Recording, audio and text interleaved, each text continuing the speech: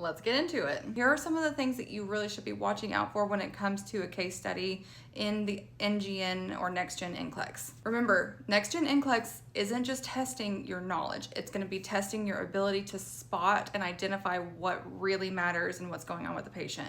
So when you get a case study, don't just like start answering your questions right away. Pause and make sure you're looking for a couple of these things first. Make sure you're watching for trends rather than snapshots with your patient. You're gonna usually get multiple vital signs or assessments or labs, so make sure you're not fixating on just one number or one parameter. Look at what's changing with your patient. That's where you're gonna find your red flags. Always pay very close attention to the language that's used in the question. So is it asking you what you'd notice, what you would do, what you would report, or what's expected?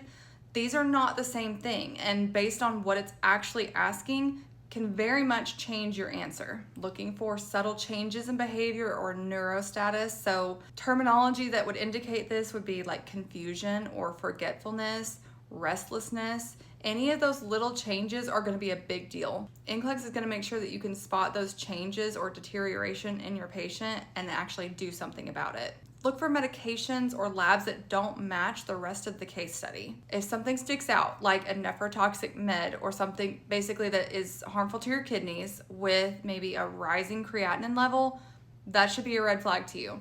They want to see that you can catch that without being directly told.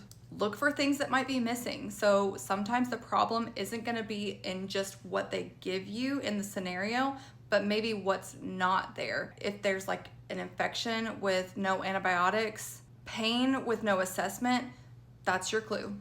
Hope that helps. Make sure you comment and let me know what other questions you might struggle with, and I'll do some videos over them.